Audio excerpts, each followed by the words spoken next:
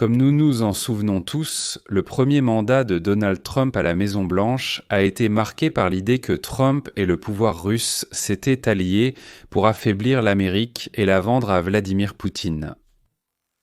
Rien n'a jamais été prouvé, bien sûr, mais des années ont été perdues à se battre à l'intérieur du pays, freinant le développement des États-Unis d'Amérique. 5 ans se sont écoulés depuis le départ de Donald Trump après son premier mandat, et cela fait déjà presque 6 mois depuis le retour de Trump. Et sur les pages d'Internet, en particulier d'ailleurs dans la blogosphère russophone, la légende vit toujours. Qu'est-ce que nous savons des années plus tard sur la façon dont Donald Trump est devenu un agent russe du nom de Krasnov ? Et qu'est-ce qui s'est réellement passé entre Donald Trump, les oligarques russes et les investissements immobiliers, et avec les marionnettistes du Kremlin, comme on nous l'a expliqué ?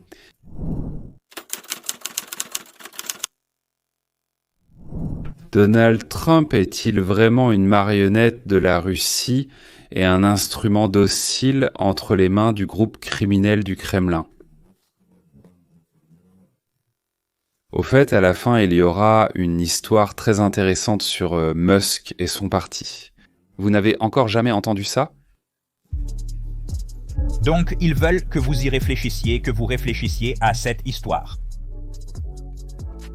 Le rapport d'Obama sur la collusion de Trump avec la Russie était corrompu dès le début. Selon l'examen de la CIA, la CIA a mené une enquête pour savoir d'où venait cette idée, qui l'a diffusée, qui y a participé et à qui, en fait, elle profitait.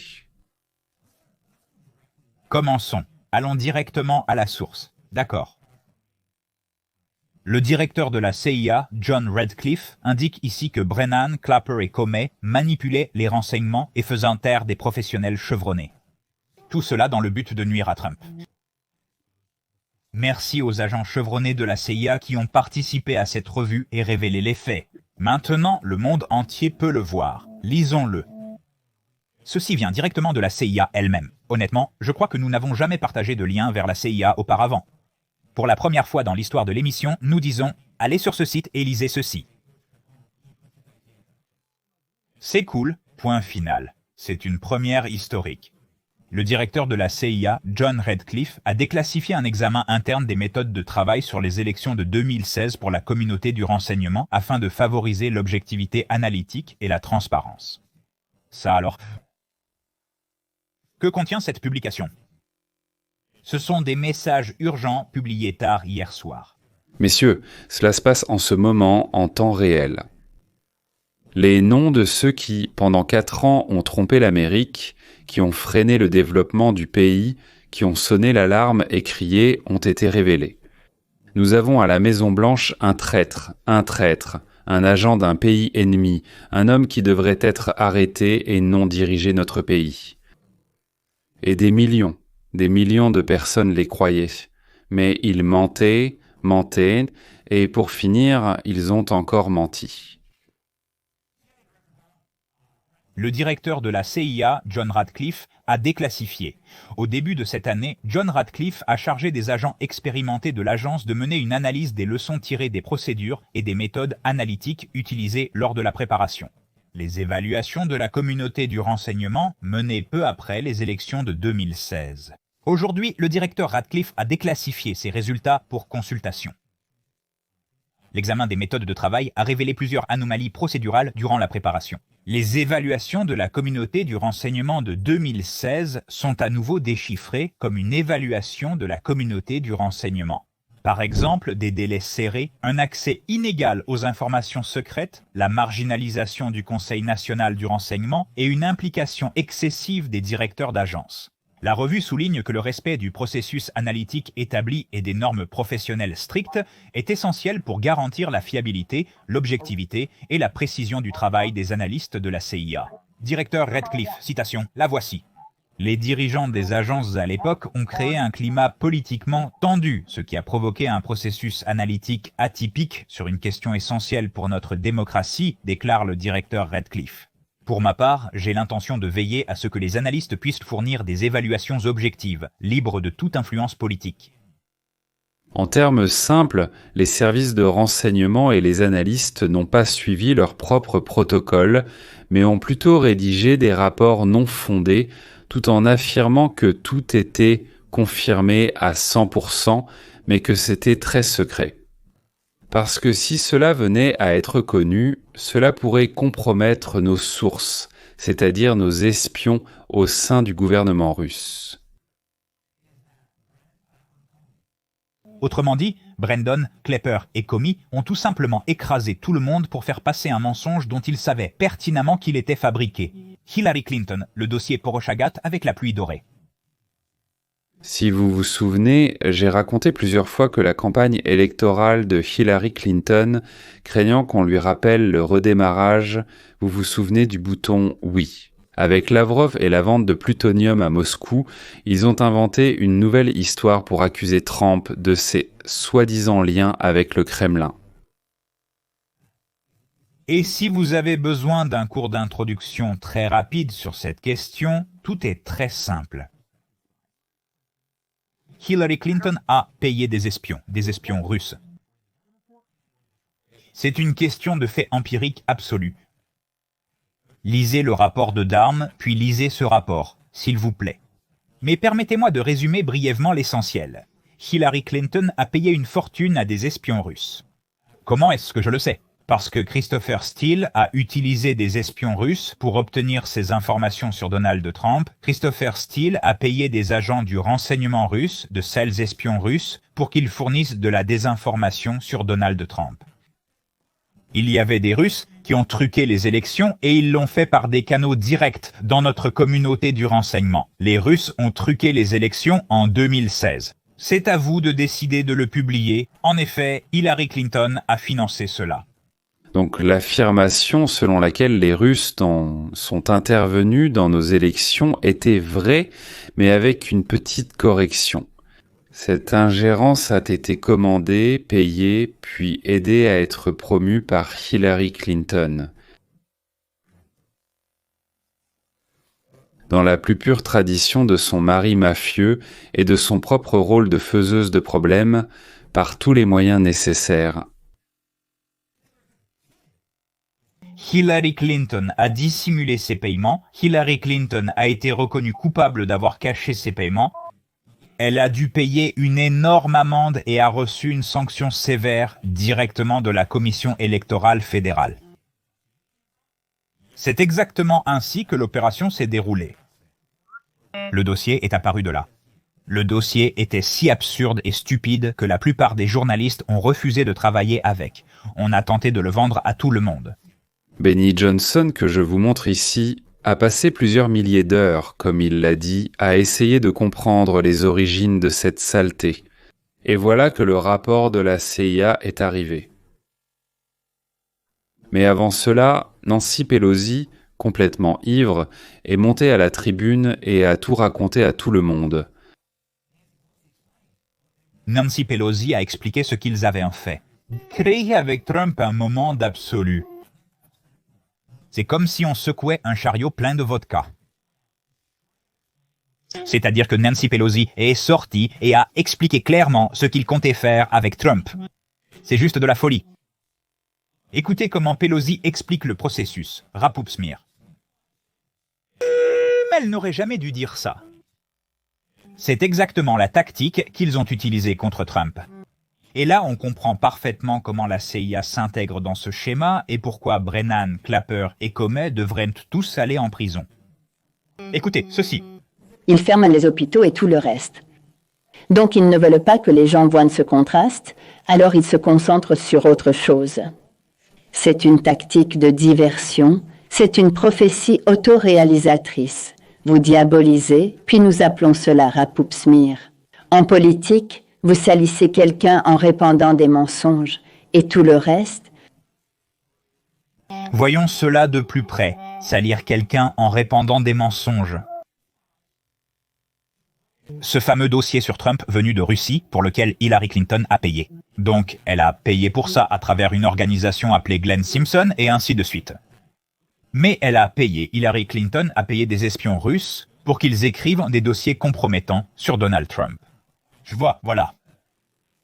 Vous diffusez et écrivez, et ils vont en parler, l'écrire dans la presse. D'accord, vous diffusez cela. Hillary Clinton l'a diffusé en le transmettant au FBI, au ministère de la Justice, à la CIA. Elle a apporté son petit rapport sale, rédigé par des espions russes. Les Russes ont truqué les élections de 2016. Oui, accroche-le et suspends-le. Oui, c'est comme ça que ça s'est passé. Ils l'ont fait et Hillary Clinton les a payés pour ça. L'image des États-Unis est en partie corrompue, en partie Complètement idiote. Ceci, ceci, ceci et ceci. Donc, ils ont confirmation que la presse a rapporté cette calomnie. Poutine, Russie, collusion. Trump, Russie, une sorte de collusion. Trump, Russie, collusion possible. Trump, Russie, collusion métallique. Trump, Russie, collusion possible. Trump, Russie, collusion. Trump, Russie, collusion possible. Trump, Russie, collusion possible.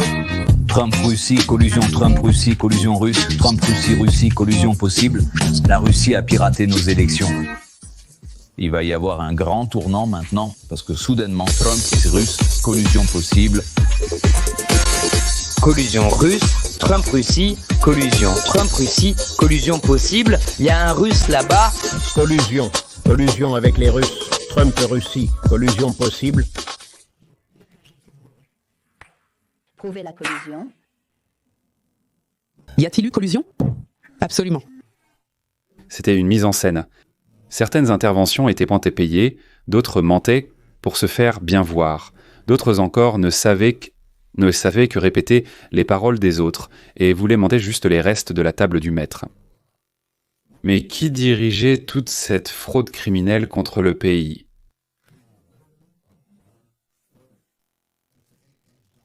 C'est un document de 8 pages.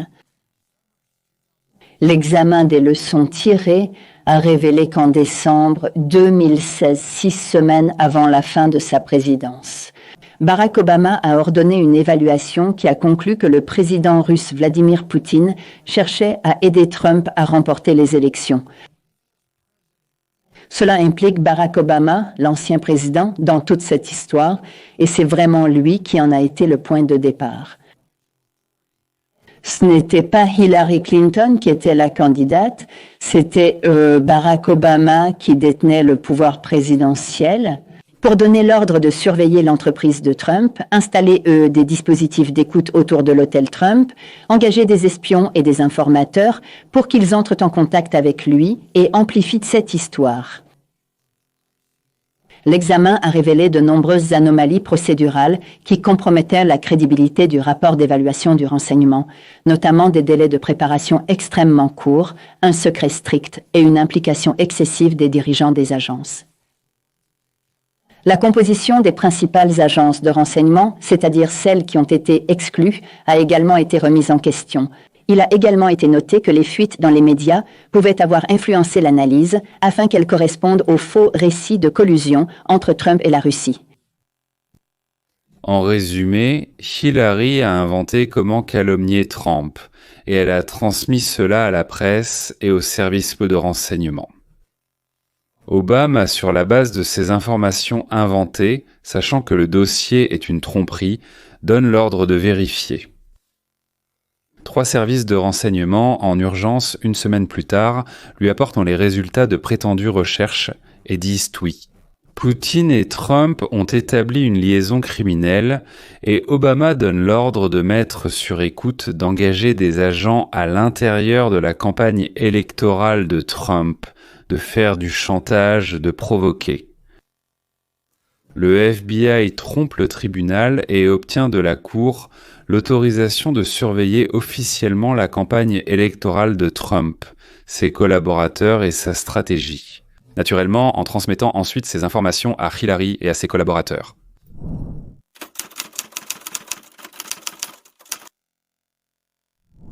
Ce qui me frappe, c'est que c'est le jour. Ce qui me frappe, c'est qu'aujourd'hui, c'est le 164e jour de la présidence de Trump. Il ne s'est même pas encore écoulé 200 jours et pourtant, au cours des dernières semaines, il me semble que Trump a traversé l'une des périodes les plus extraordinaires qu'un président américain ait jamais connues. En tant qu'observateur, je me demande, Que va-t-il se passer ensuite? Je veux dire, il lui reste encore 3 ans et demi de mandat, et il a déjà accompli tant de choses. Donc, c'est vraiment impressionnant en ce jour où, à mon avis, les républicains et tout le pays devraient se réjouir.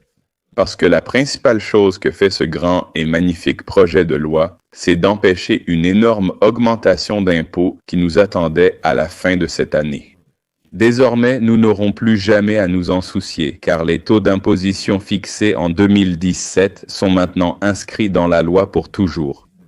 Et si les démocrates veulent les modifier, ils devront le faire ouvertement et militer pour cela.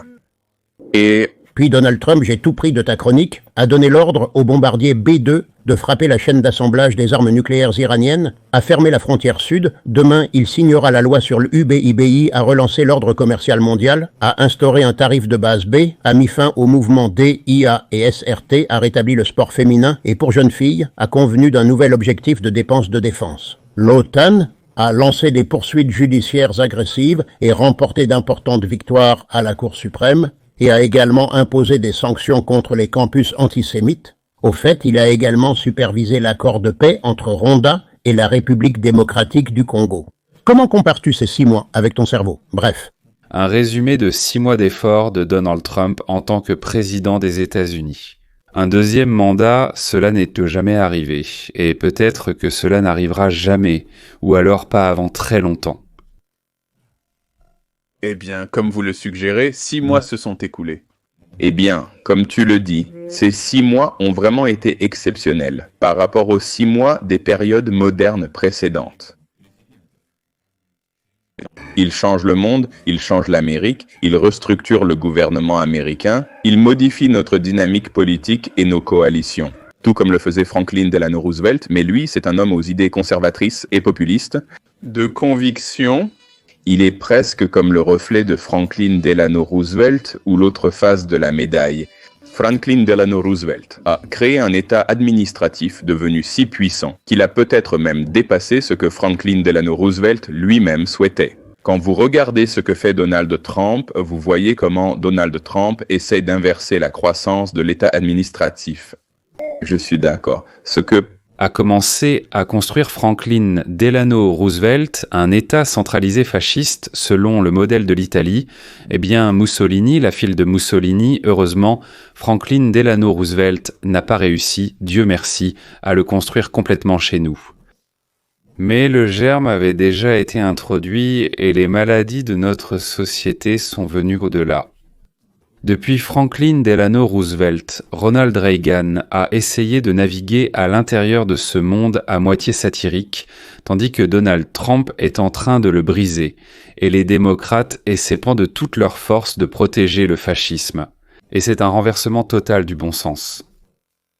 Ainsi, ces choses se sont enracinées en Amérique. les démocrates font face à une situation très complexe.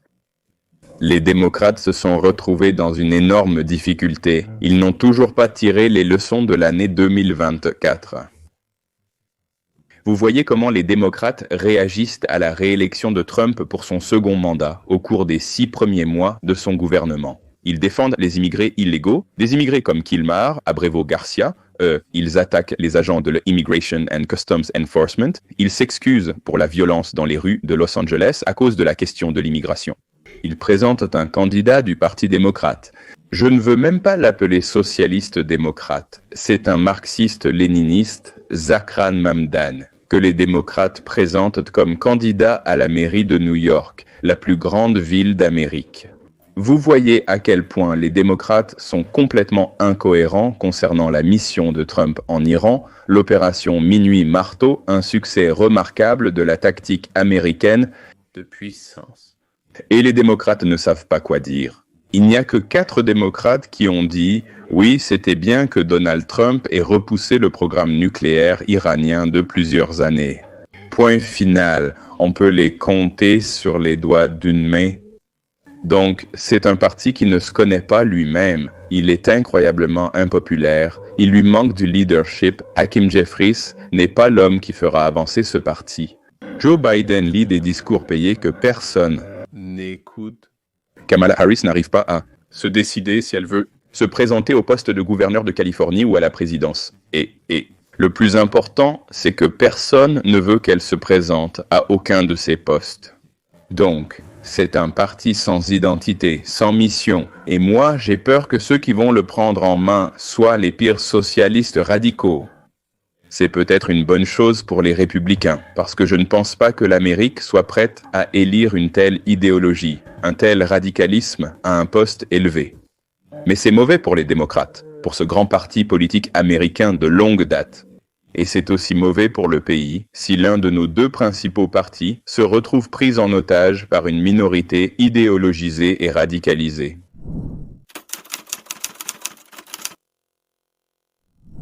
Aux États-Unis, il y avait autrefois le parti Whig et le parti démocrate.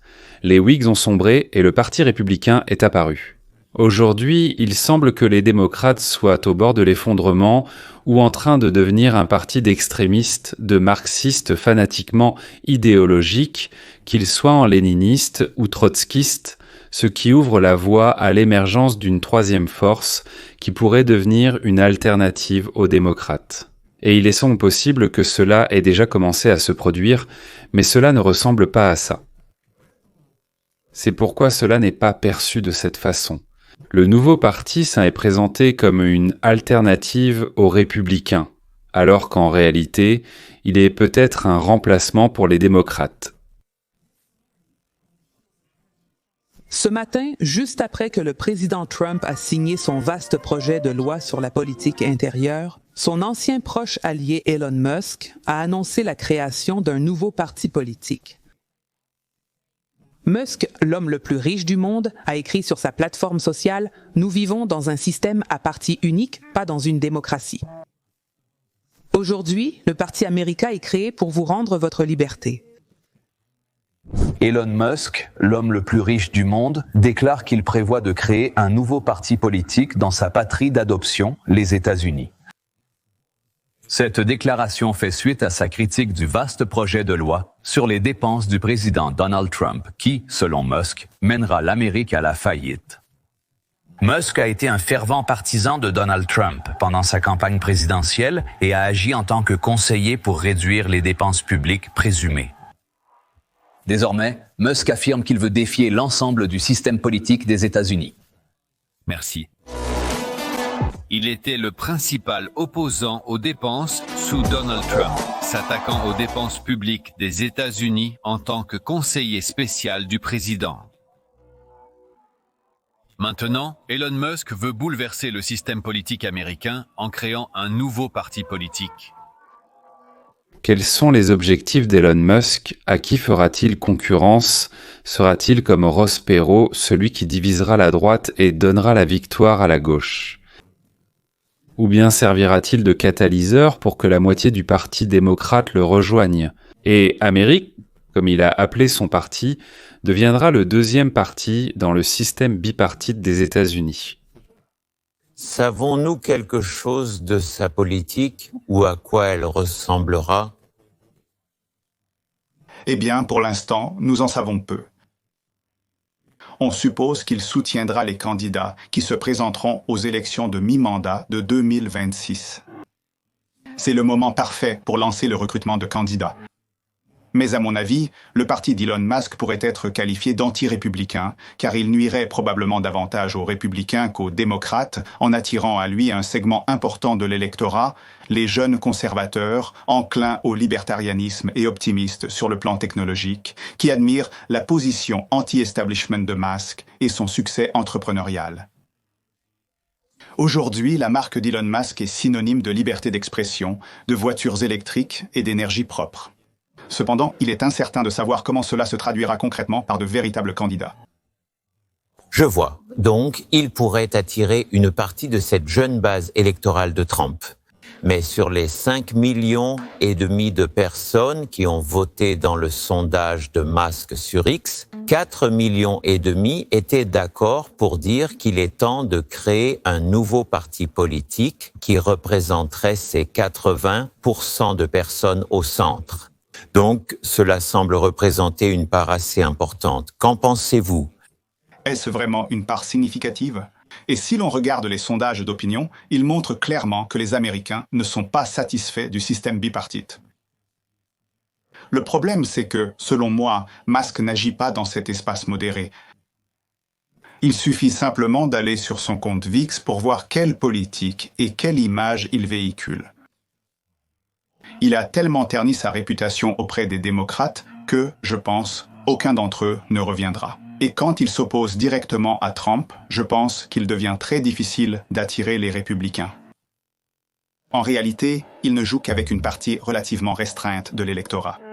Mais cela ne veut pas dire qu'Elon Musk ne peut pas jouer le rôle de trouble-fête. Il le peut tout à fait. Je suis probablement simplement plus sceptique quant au fait que de tels candidats puissent réellement gagner les élections. Il me semble que les analystes sous-estiment la situation au sein du Parti démocrate, où il y a beaucoup de gens qui ne voudront pas voter pour des marxistes. Mais ils n'iront pas non plus vers Trump. Aller vers Musk, même après l'avoir détesté à cause de son aide à Trump, il leur sera tout de même plus facile d'aller vers Musk que vers Trump. Et si le moment étant bien choisi. Il semble que des millions de démocrates s'éloignent de la ligne actuelle de leur parti, tandis que du côté des républicains, ce sera un groupe relativement restreint de jeunes spécialistes orientés vers la technologie et ayant une mentalité libertarienne qui ira vers Musk. Je dirais probablement ça comme ça. Mais du côté du Parti démocrate, ceux qui ont voté par protestation pour empêcher Trump d'accéder à la Maison-Blanche pourraient en tort s'en détacher.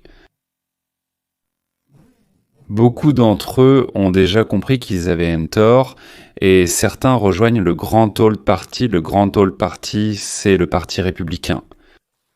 Mais la plupart ne changeront pas d'avis et, par habitude, pourraient aller voter pour le Parti démocrate. Et là, il y a Musk. Il me semble que même si Musk pense lui-même qu'il va diviser les républicains, en réalité,